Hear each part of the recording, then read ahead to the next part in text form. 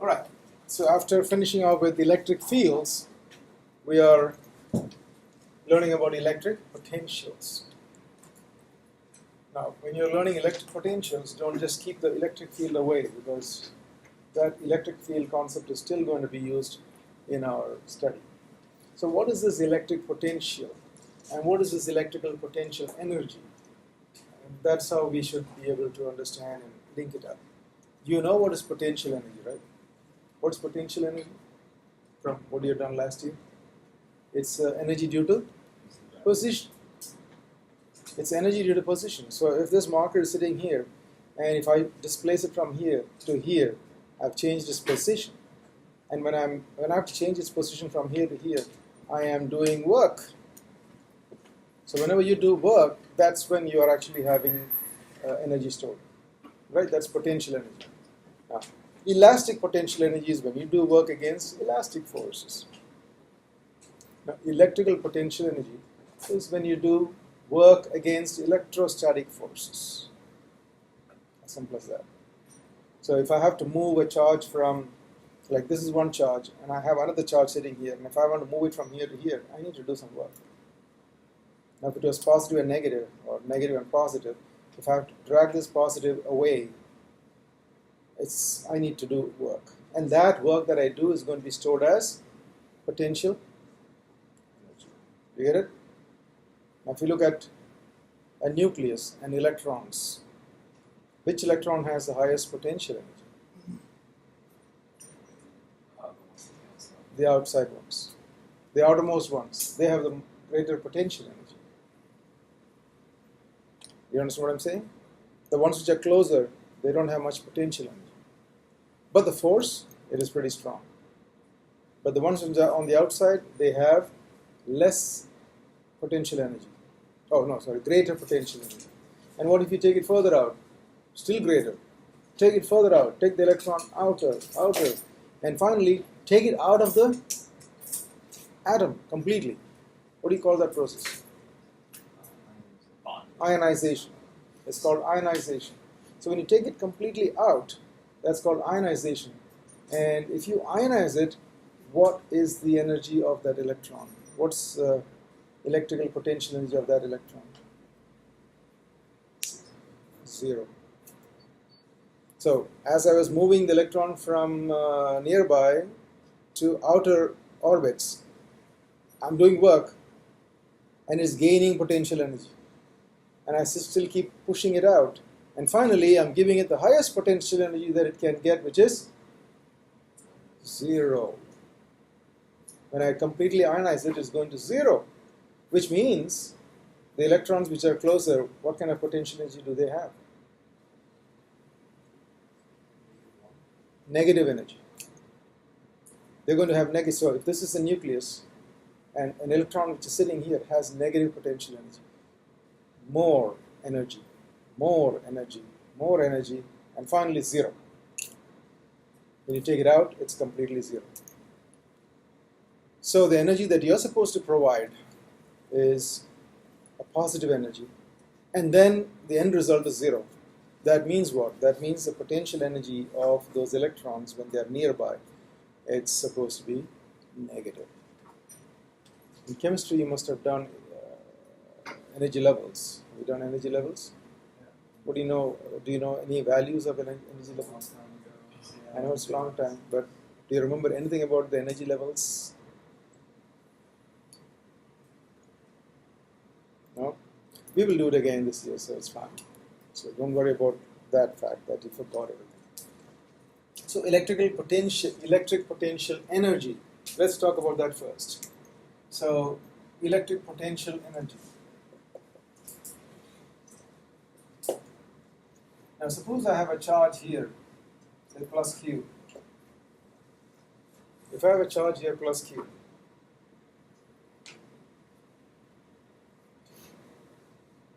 and if I have another charge sitting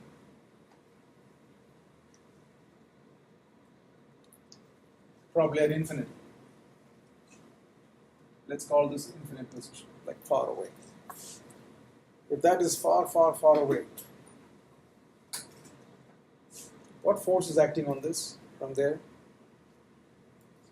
Zero. There's no force, right? Now, when you're going to move it from here closer,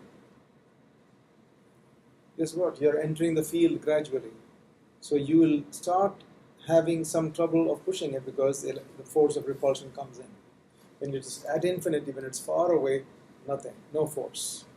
But when you want to move it from there to a little closer, the field will start coming in, so there will be a small force, right? And to move it from here to here, you need to do some amount of work, correct? Because you're entering the field. What about from here to here? Do you need to do the same amount of work or more work? More work, because the force is getting stronger, the field is getting stronger. Moving from here to there, you need to do more work, more work, more work. You know, it's kind of increasing continuously. So when you come up to here, you did definitely a lot of work.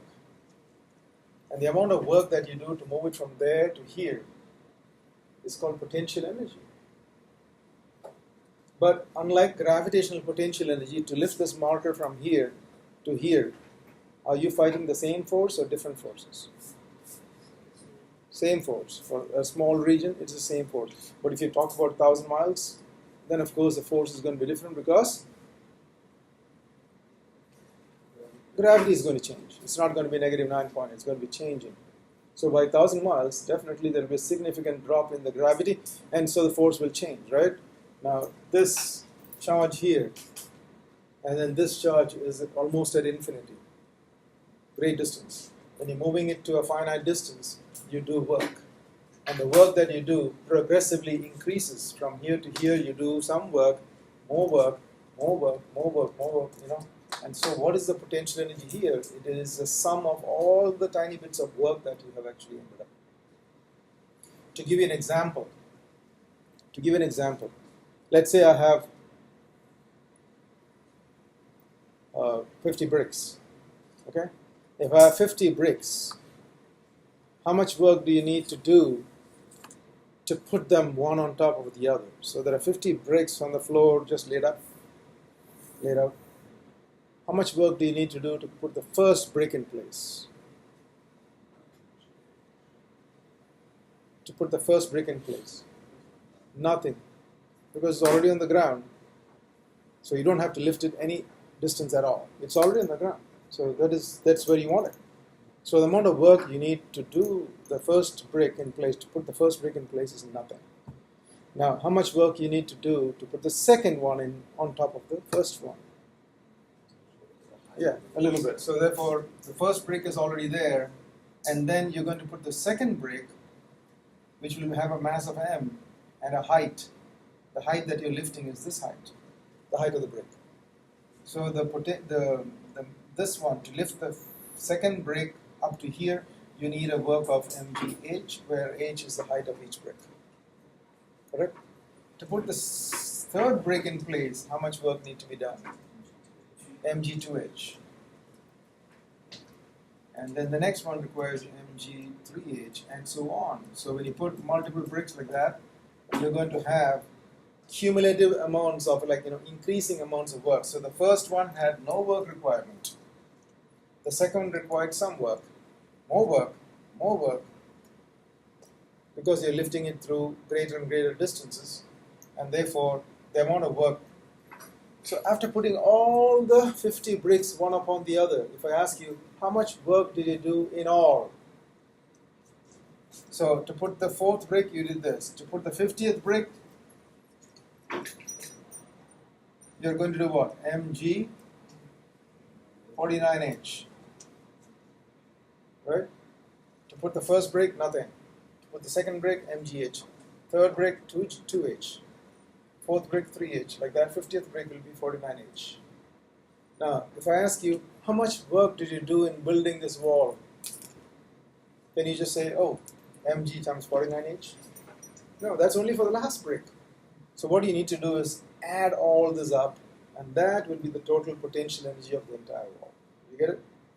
The entire stack of bricks, the total potential energy is going to be summation of all of this. summing up all of this. Now in math, you call it not factorial. Summing up little by little and yeah, there's one word for it. Integral. Have you come across the word integral? What is that integral? Summing up. So the integral sign is this, right? What is that integral sign? It's an extended S. It's a stretched out S. Look at that. And the opposite of integral is differentiating, like finding the gradient. That is kind of opposite. So that's what you normally learn, right? Differentiation. Differentiation is more of a, at what rate is it changing? That's it. Whereas summation is like adding up everything and then telling how much altogether. So that's pretty much what we do here. We are summing up everything together to get it. So to sum up these things, you can actually use an integral notation and then do it in one shot. You don't have to sit and add all of these one by one. So if you do the right process of integration, you will get it done without any problems. Now, how do you do that here? Okay. To do that same thing over here, we have to use integration. So, what is the force from here to here so far? It's a little bit, or 0, right? So to move it by a short distance forward, you don't have to do much work, or 0 work. So from here to the next shortest distance, hardly any work. But from here to another delta x, a little bit of work. And from delta, when the delta x is another delta x, it will be a little more work. So you kind of increase the work in a progressive manner like that. And finally, you come up to here and you say that, okay, I've done some work all together, sum it all up, and then you'll get it. So to understand this, all right, let's say this is at a distance of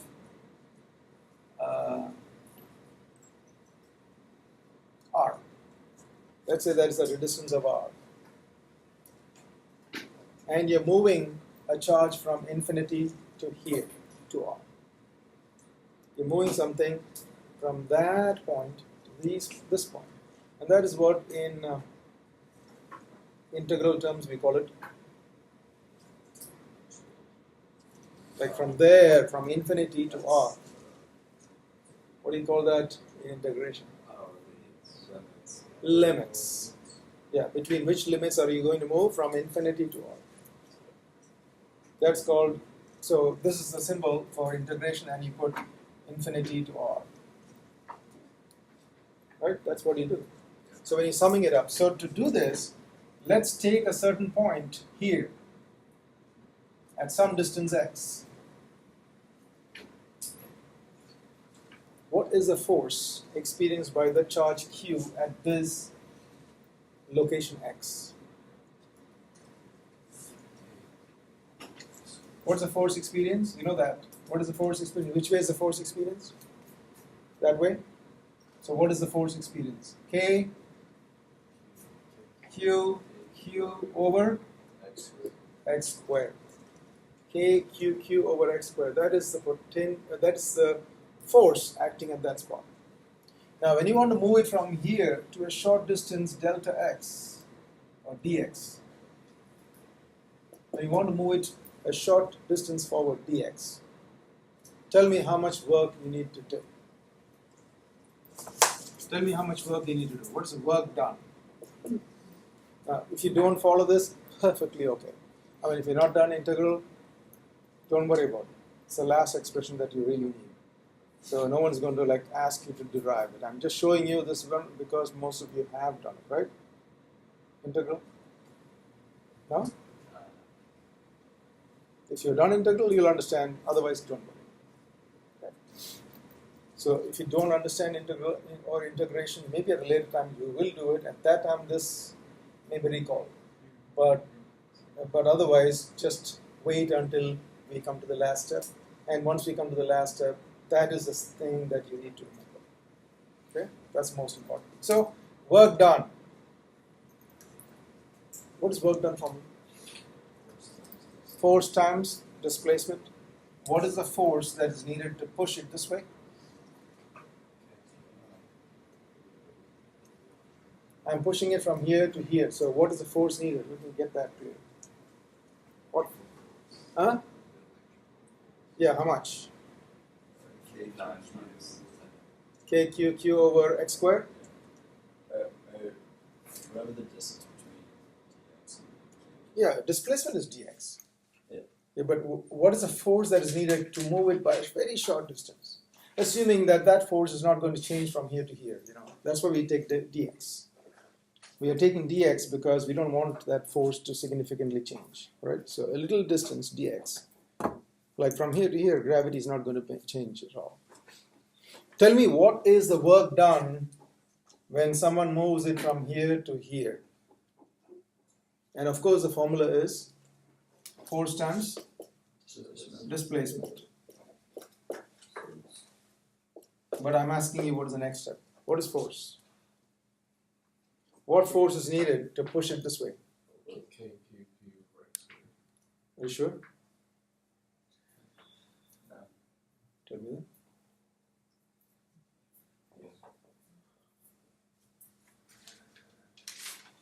The force that is acting on this charge q from the positive charge q is kqq over x squared. That is fine. But how much do you need to push it with? More than that. Yeah. More than that? At least that. Which way are you pushing it? Or is it So is it negative? it is negative. So it's going to be negative kqq over X squared. x squared. That is the force that you need to apply. Because this force is from the charge in that direction. That's not what is doing the work. What is doing the work is your push. So if you need to push this one in order to make it go this way, you need to at least apply the same kind of force, but in the negative direction. And what's the displacement here? Dx.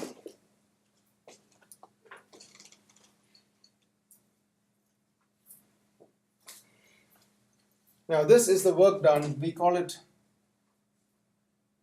dW. Because it's only a tiny bit of the work. It's not the entire work.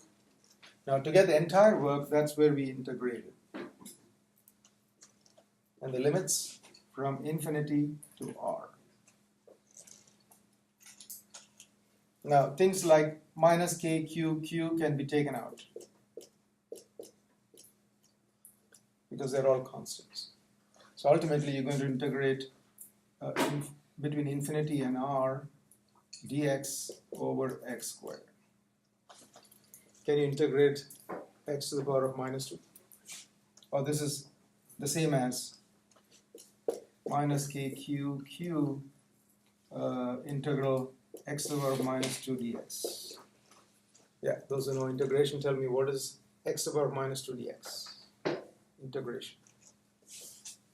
Negative x. Say it again. Negative 1 over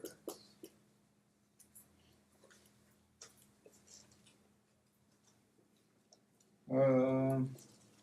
Yeah, x squared. So it's basically going to be x to the power of minus 2 plus 1 over minus 2 plus 1, right? And this turns out to be x to the power of minus 1, and this is minus. So it'll be x to the power of minus 1, and of course there's an extra minus sign. So this comes out to be minus, well, I've not forgotten the limits. So we have this is what you end up getting to the limits infinity to r. So you get k q q over x, and the limits are infinity to r. And you know how to apply those limits. First you apply the first one, which is k q q over r, minus, then you apply this one, k q q over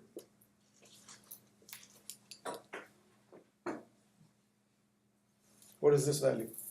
0. 0. So this is the only thing. That is going to be the work that you need to do to take that charge q from infinity to this point x or r. You get it? Now we already summed it up. This is the summed up result because we took it at a random point and we extended that work to go from this limit to this limit, and we got that answer. So finally, what is the potential energy?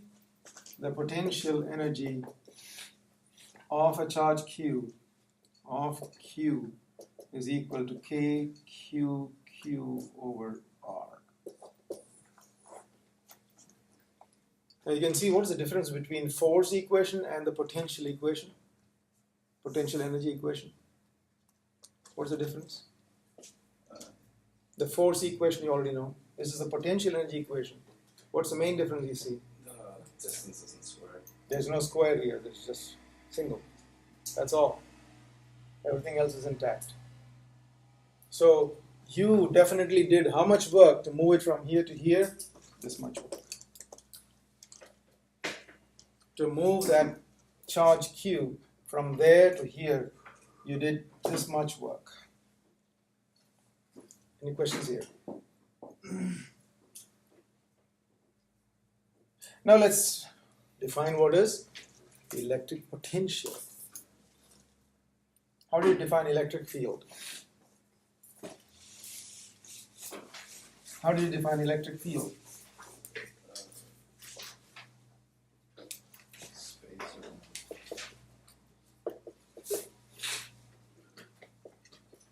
Space around the earth forces. No, not that. The actual definition of electric field intensity. Electric field intensity, how do you define it? The force experienced by a unit positive charge when placed in the field. Get it? It's the force experienced by unit positive charge when put in the field. That's called electric field intensity or strength. Now, how do you define? Oh, that's not strength. That is the electric field. Yeah, electric field strength at that point. E is the force experienced by unit positive charge when put at that point. Similarly, electric potential is a characteristic of a certain location in a field. And how is it defined as? Write the definition down. It's a it is the work required to be done on a unit positive charge. You can write it. It's a work that needs to be done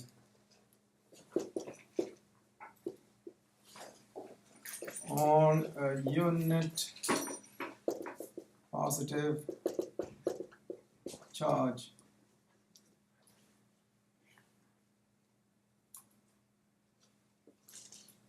work that needs to be done on a unit positive charge to move it from infinite distance to the point concerned.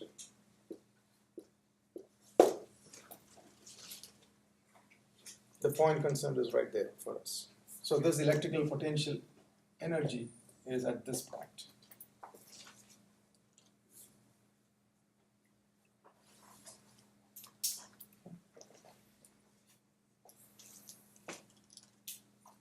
So as I said, electrical potential is work that needs to be done on a unit positive charge. So we need to get rid of this Q and put +1. And whatever you did to get this equation, you're going to do the same thing with +1 over here. So if you do that on a +1 coulomb, not Q, not any charge, then what will happen to the equation?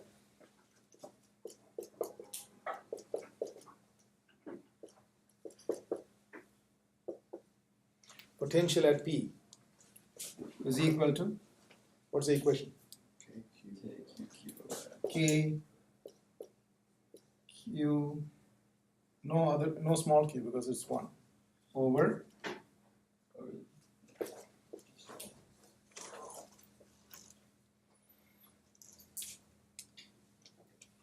now in this case you had to push it from here to here. But in the case of gravity, to define what is the gravitational potential in which I am standing right now, what is the gravitational potential at this point, P? It is the amount of work that needs to be done on 1 kilogram mass to bring it from infinity to right here. And because you don't have to really push it from infinity to bring it here, you can just say it is negative because the gravitational force is doing the work, and therefore you don't have to do it. Here, electrostatic force is that way, but you have to push it in the negative direction to get it in, right? So that is why this is a positive answer. In the case of gravity, it's going to be -1. So where we are right now is a negative potential area. It's a negative potential area. Why? Because work need not be done by someone to bring it from there to here. It will come by itself by using the gravitational force. Right? Now at infinity, the potential is 0. And it comes on its own, which means which is at a higher potential? That or this? When I drop this, it's coming from here to here by itself. So which is at a higher potential? So the 0 is the highest gravitational potential. And so where we are right now is a negative. We are all in a negative potential, gravitational potential area. The highest gravitational potential that you can actually think of is 0. And that's because of the attraction. Do you get it? That's because of the attraction. Now what if this Q is not positive Q but negative Q? The highest would be 0. Yeah. If this is going to be positive, this is going to be negative Q instead of positive Q, things are all going to be different because this force is inward. And so you don't have to push it. It will come on its own. Get it? It will come by itself. And so what happens is this will change. The formula is going to change. So potential at P from a positive Q is this. Similarly, potential at P from the negative Q is equal to minus KQ over R. Because now when you put Q as negative, it automatically will come that way.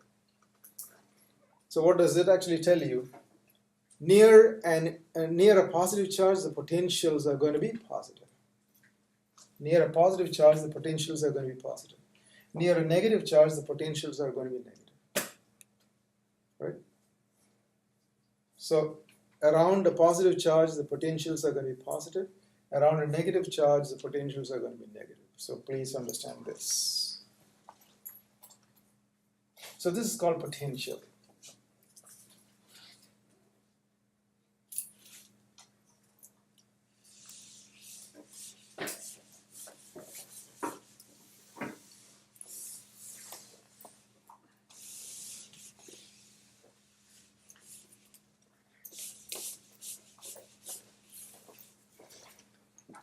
What is the potential energy equation I wrote there? What is the potential energy at of Q at point P?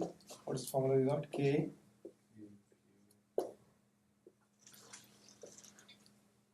Now if I divide both sides by Q, you get potential energy per charge is equal to KQ over R.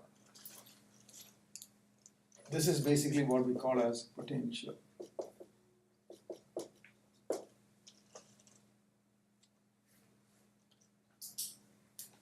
What's the unit of electric potential energy? Joules. Any energy is joules. So electrical potential energy is also joules. So this will be actually joules. And what about potential itself? Potential is joules per. Potential is going to be joules per Coulomb.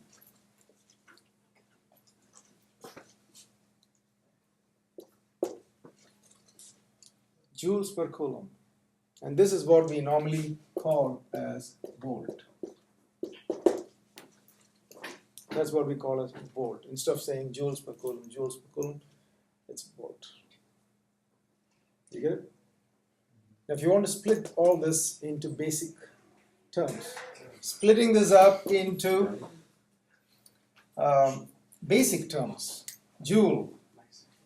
What is joule per coulomb? This is a derived unit. That's a derived unit also. So what is joule made up of?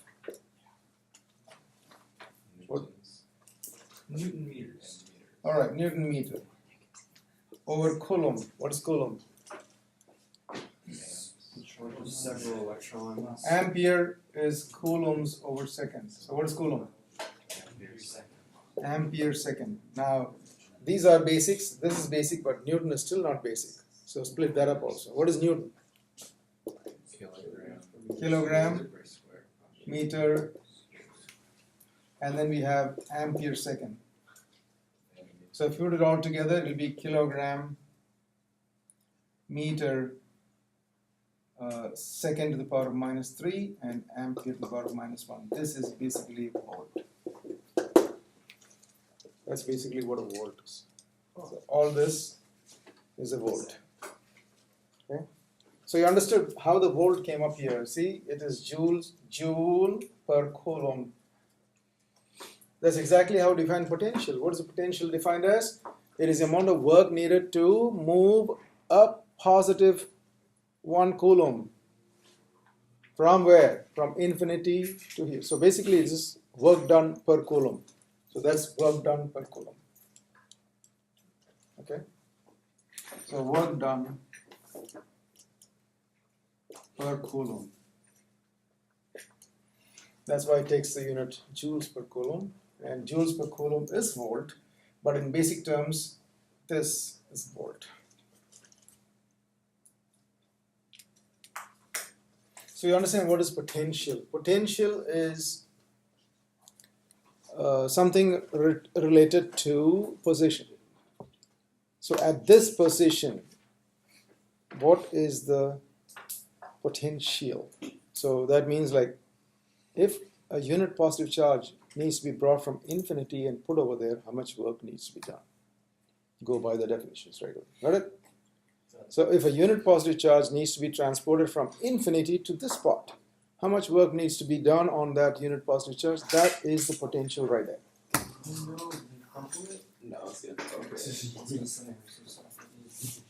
All right. My life's work.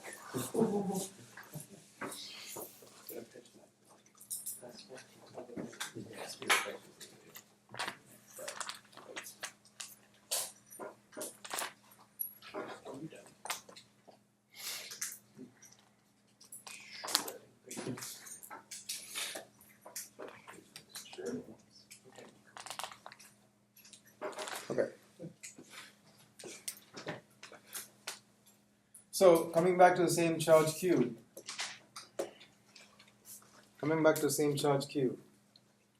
Which way is the field from the positive charge? Which direction is the field? Outwards. So it's going to be outwards like that. Outwards. The field is going to be all outwards. So let's focus on this. If I have a spot over there,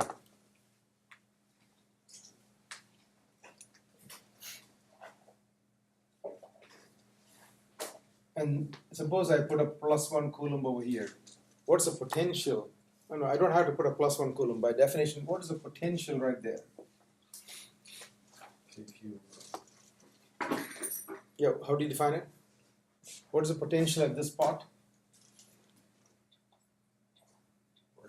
The work done on a unit positive charge to bring it from Infinity to there.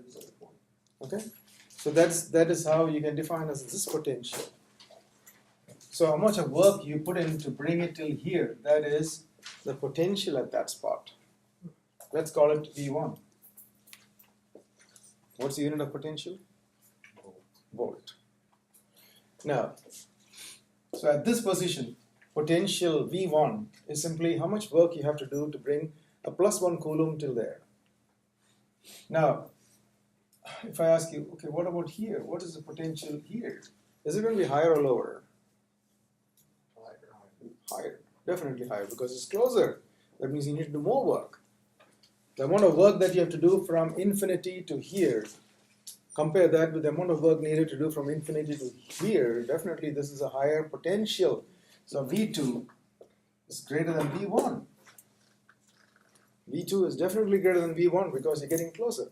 That means more work is involved.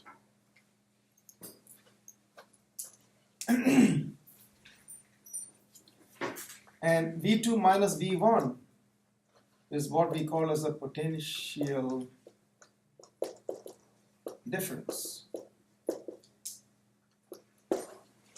V2 minus V1 is what we call as a potential difference. Make sense? So potential difference between 2 points. That's what it is. Also measured in volts.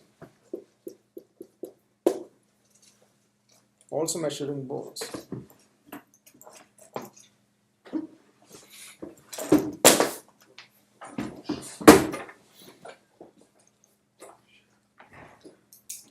Now, this is a cell, and this is a positive end, and that's a negative end. It says over here 1.5 volts. So at this point, the potential is 1.5 positive with respect to here. In other words, the potential difference from here to here is 1.5, this being higher. You get it? So if I have a unit positive charge released from here and capable of going till here, it will go that way. Get it?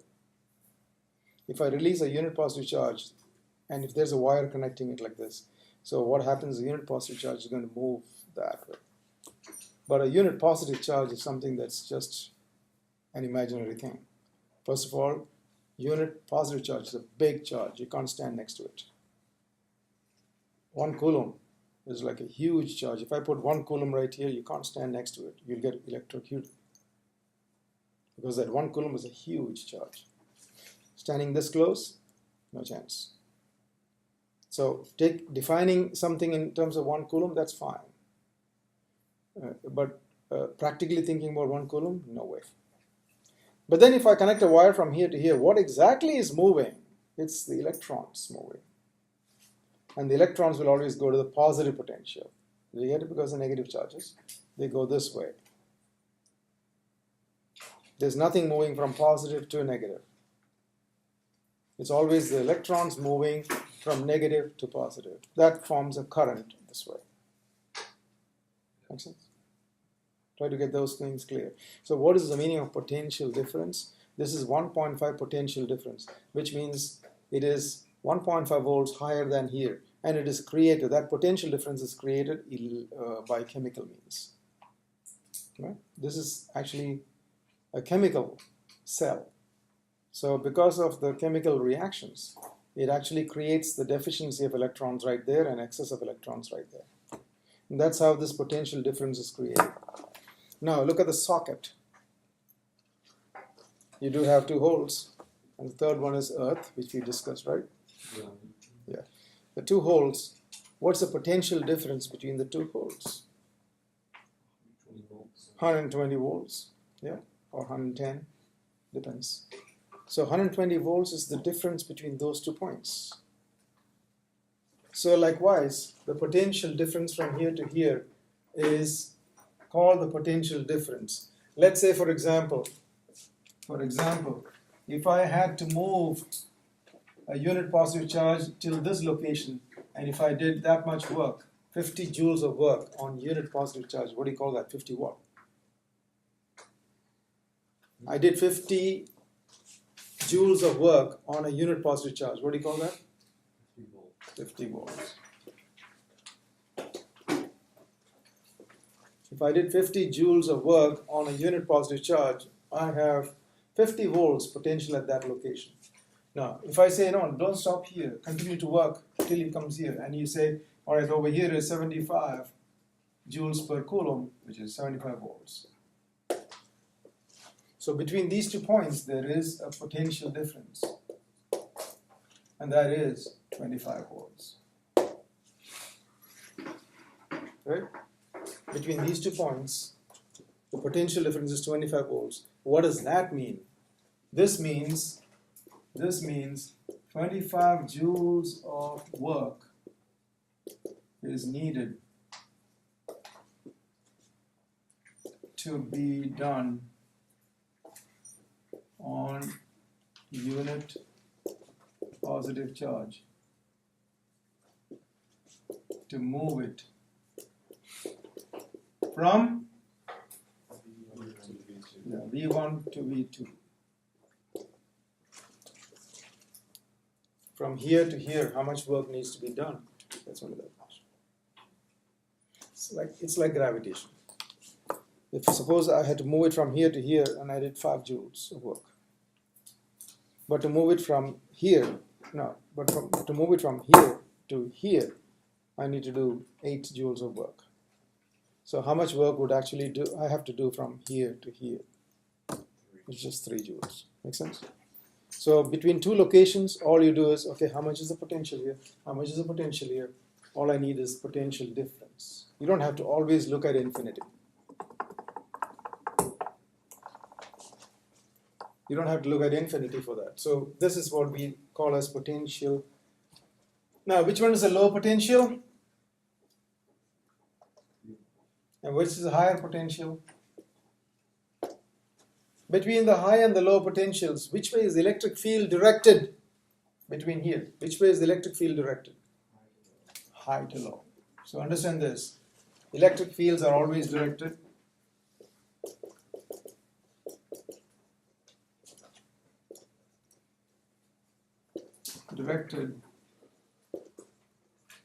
from high potential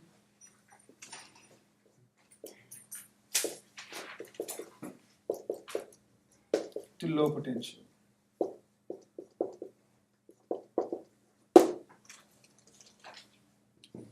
Electric fields are always going to be directed from high to low. So if you have higher potential one way and then lower potential the other way, the electric field direction is already clear.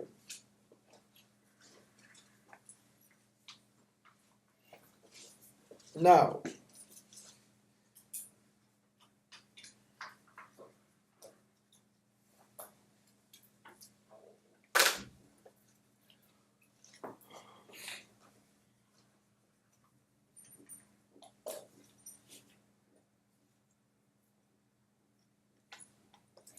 what kind of field is this? Going like that. Radial. It's a radial field along the radii. But then you can also think about a uniform field.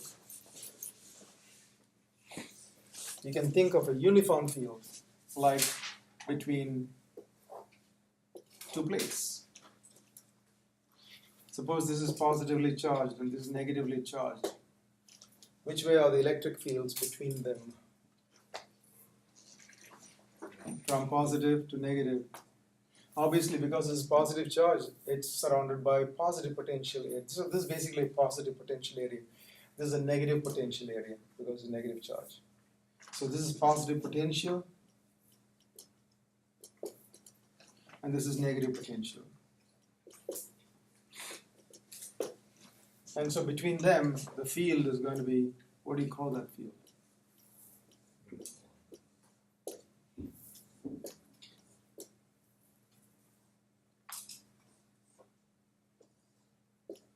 This is called uniform field.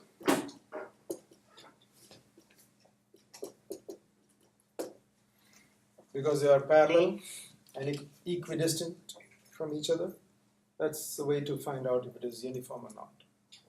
If they are equidistant from each other, that means it is uniform. So if I have a situation like this is a higher potential, this is lower potential. The electric field is going to be E everywhere. It's going to be E, one value. That's why we call it uniform field. So the electric field from this part to this part is all the same. So if I were to move a charge of q coulombs, if I want to move a charge of q coulombs from here to here, how much work needs to be done? The field is that way. How much work needs to be done to move? What's the meaning of field? E.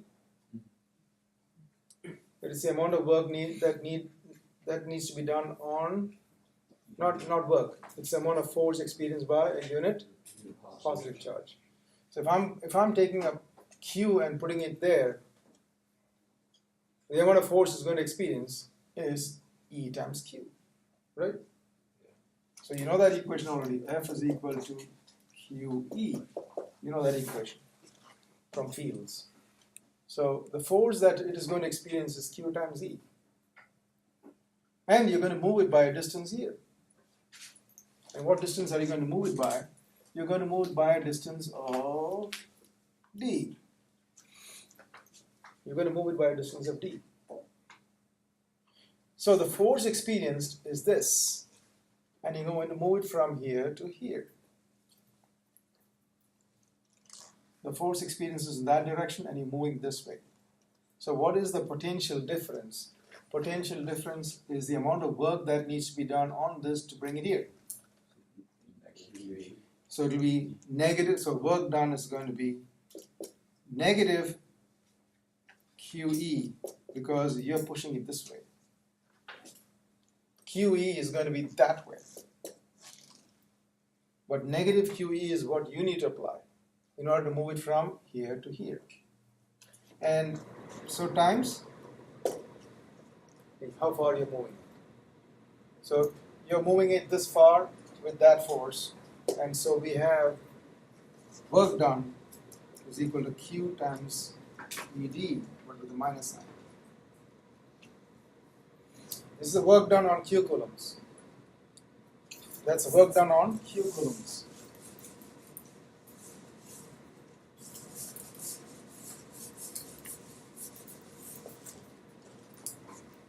What if I bring the Q down here?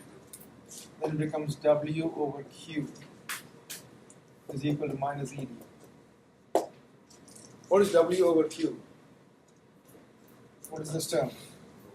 Work done per coulomb. That is the potential difference. So potential difference is basically what we mean by W. So that's going to be equal to minus E times D. So potential difference is V. V is equal to minus E times D. This is potential difference. From here to here, potential difference is V. This of course is higher and that is lower. So the potential difference is going to be D, which is equal to E minus E times D. So what is E equal to? It's minus V over D.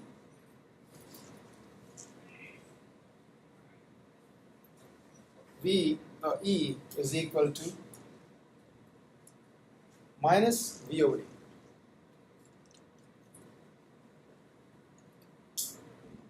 So which way is the electric field? Positive direction or negative direction? Positive direction. Potential difference from here. What is the potential difference? Is it positive or negative? You know what is difference simply means final minus. So when you're talking about going from here to here, what is the final potential? It's going to be negative. Initial potential is. So what is the potential difference from here to there? It is negative. So this itself is negative over here. This itself is negative. So again, the potential difference from here to here is a drop. There is a potential drop, not rising. It's high potential, low potential. High and low. So when you go from here to here, it is a potential drop. And because the potential drop, this itself is going to be negative. And with the help of this negative, your E is going to be positive. You see it? The E is going to be this way, which is positive. Although there is a potential drop, the E is still positive. So that's something that you should understand. The main thing you should understand over here, this minus sign is only to tell you that this potential will be a drop to create this one as a positive field. So if a field is going from one place to another place, the potential between those two places will be a drop in potential. Right? For example, if the field is going to be this way, if the field is going to be from here to here, I'll call that a positive field, right? But which potential is higher? It's a high potential here and a low potential here. So if I'm going in the positive direction, the electric field is positive, but the potential difference is actually negative. That's why this will be a negative sign with a negative sign. What's the unit of electric field? Volt per meter. You can simply write volt per meter. What's the unit of electric field that you have learned earlier? Newtons per. So this is basically the same as Newton per coulomb. Look at that. Electric field, there are two units now. One is volt per meter, the other is Newton per coulomb. Okay?